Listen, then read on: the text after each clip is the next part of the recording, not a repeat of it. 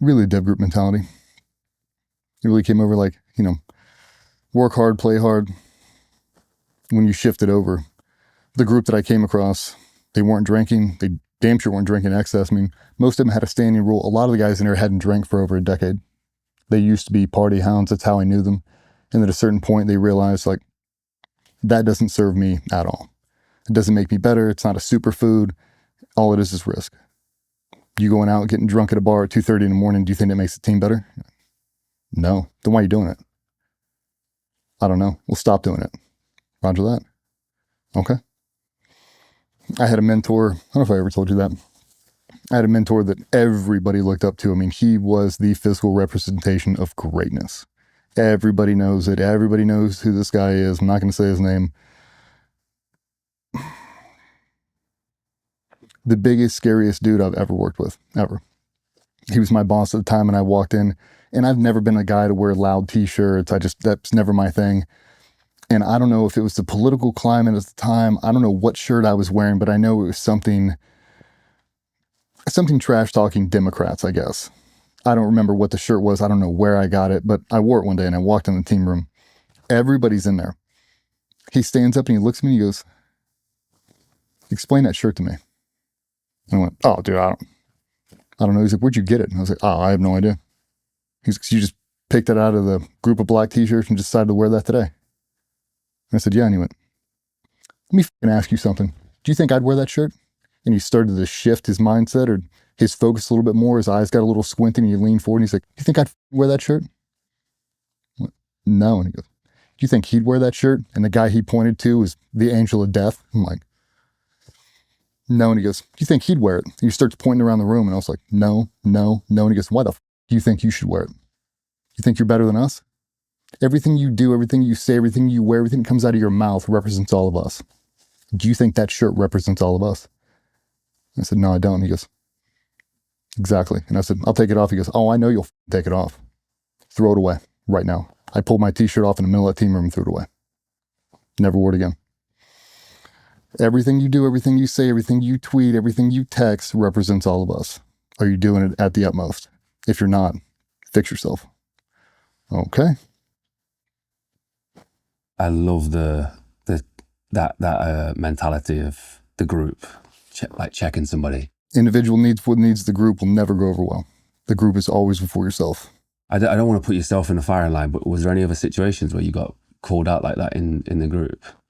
I mean, over the course of my career, tons of times, right? Not wearing the same t-shirt, but it would be, we play pranks on each other. We do all kinds of stupid stuff. And, you send out an entire squadron-wide email, right? And we'll say you and me are in the same team together. You've got all your stuff up. You leave to go to the bathroom. You leave your computer on. And I'd log in real quick. I'd send it to the entire squadron. Like, "Hey guys, I just want to let you know." It's like, it's taken me a long time to develop this courage, but I just wanted to let everybody know that I'm a homosexual. It's haunted me for a long time. I want it out in the open. He's like, "The shower scene's not going to be weird. I'm not going to be looking at anybody, but there are a couple guys in the squadron I have a crush on. You know who you are."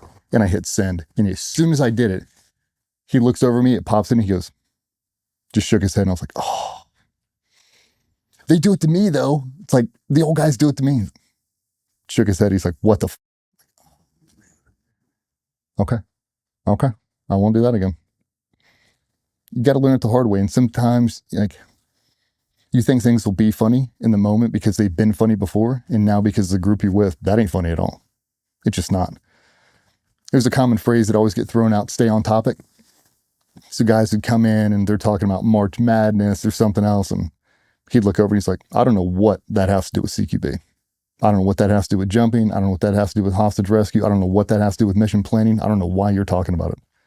Does any of that make any of us better?" I'm like, "No." And he goes, "Then shut the fuck up. Stay on topic." Okay. And it was. Everything you were doing was either about the group, how it's functioning, how we can make it better.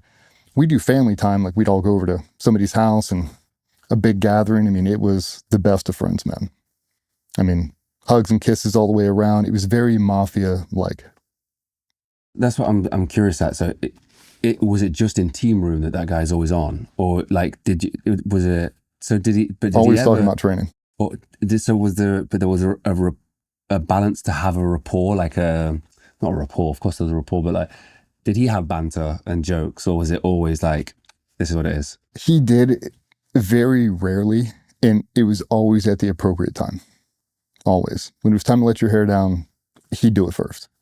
Okay. No. Okay. Everybody's figured out to just have fun, just talk a little smack. Okay, cool. He snapped his fingers, get locked on, get back on topic. Everybody did it. Okay. It was very much like that movie 300 in Achilles. Very much like that. What did a family time look like around somebody's house? All the wives and all the kids on one side and all the dudes on the other. Typically talking about work, talking about things we were going to do, training trips, methodology, philosophy. I mean, there are conversations that have been had around that team room table that will absolutely change your life. If you were able to put those on the internet and you were able to discuss the mindset that we were developing inside there, it'd break the internet. But it's not for anybody else to hear. But I mean, philosophers. I mean, the things they were talking about, it's like if Jordan Peterson was an assaulter, that's what it is. Like, I haven't heard anyone ever, nowhere on the internet, ever come close to the conversations happening inside of that room. Ever. Wow, and it's all about the work that you guys do. Does it ever extend outside of that? No. No. It just doesn't. Like, I mean, we'd say like, happy wife, happy life, you got to get the home front straight, but it was really just the only reason you're doing that is so you have full focus at work. Make sure she's in a good spot, make sure she's taken care of, make sure she doesn't need anything, and then let's get back to work. Let's grind it out. But man, it's amazing. It just is. Especially from being an idealist, growing up in the community and just seeing the different levels. When you see the level, you can't unsee it. It is so farther down the path than anything else I've ever seen. Like, mindset alone. You can have hard skills and you can be a great shooter and you can hang your hat on that one discipline.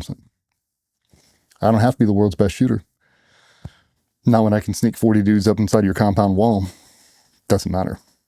Like, we can hotwire cars, boats, planes. We can do all this and alarm bypass. I can do everything. Like, the mindset component is the one that shifts the whole thing. You can have hard skills all day long. If you don't have the mindset to actually put them into action, it'll never work. That's really what the difference was. They were so locked on, so engaged. You're just around them like, and how effortless they made it look. It was so nonchalant. Like, it'd be very different if they had the same mentality and they just beat their chest all day. Look how badass I am. It wasn't like that at all. They were direct representative of the culture. All of them were. And they held that standard. You want to be part of this team, you have to do these things, and you can never do these things. Okay? Where else do you see that outside of DevGru, like in any situation in the world? Well, I mean, you see it in the tier 1 organizations. Like, Army's got it, same way. It's the same people. You go over to the UK, it's the same thing. I've been saying it for years. You go to France, you grab their tier 1 elements and bring them over. If I put them around the table, nobody say a word. You'd never tell the difference. If I just dropped a mic in there and we did an AI translate, they're talking about the exact same thing. They just are. It's a cultural thing. People that do that job at that level, they're all the same. Outside of the military, is there anything that stands out that you're like? Not that I found. There's pockets of people and there's subcultures inside of it. Like you talk about, like the Kevin Durant's and the Kobe's, the Michael Jordans, Tiger Woods, the Michael Phelps, like those type of people. If you could mass produce them and hold that as the universal standard, you could bring people up to it.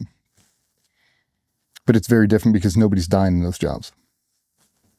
Right? Like if you built the dream team and they were playing against the Soviets, we'll just say, and he goes, at the end of the game, we're going to execute all the losers. It's like that. Now, what intensity would you practice with? What intensity would you play with? That's essentially what it is. Like if you get this wrong, somebody here is going to die. And the worst thing about the thing is not if you get killed. It's if I mess up and I miss this 16th of an inch angle right there and you overexpose and you get clipped and it's my fault, I'll never recover from that. That's why the obsession of the details matters. I have to be able to predict your future, where you're going to go, what your thought process is without you ever saying a word. I have to do it just off body language. In the middle of the night, grenades are going off, people are getting shot, people are screaming, dogs are barking, the whole thing. You got to be able to scrub all that out, and I have to be able to look at you from 30 feet down the hallway and know exactly what you're about to do. The only way you get there is just time. We have to spend an exuberant amount of time together. And that was one of the cultural components. We just spend so much time together. We talked about it. 250, 300 days a year on the road. When I say on the road, even when you're here, you're in there at 5 a.m. You're not coming home till 9, 10 o'clock. Some days you'll do late night evolutions. You'll just sleep in your cage because you get back up at 5 and you just go back in there. So, I mean, it's not uncommon to go Tuesday, Wednesday, Thursday. You're not even really home. You might walk through the door at 1 o'clock in the morning. You get back up at 5, right back out the door. You haven't seen your wife, haven't seen the kids. So, I mean, even if you're not physically on the road, you're on the road. You're just around each other. You eat breakfast together, you all train together, you're doing recovery together, hitting the range together, CQB together, lunch together, dinner together, beers after hours, the whole thing. You're just always around each other. So you get to see all the little mannerisms, these little nuances that people have, and it just translates now into night vision. I know exactly who walks to the left, I know who's right-handed, who's left-handed, who's right-handed but wears their watch on their right wrist, all the different things. You get really good at navigating human terrain and understanding. A lot of it's people watching. You spend so much time around them that I know exactly what you're going to do. That's really one of the secret formulas they have. Spend time around the group.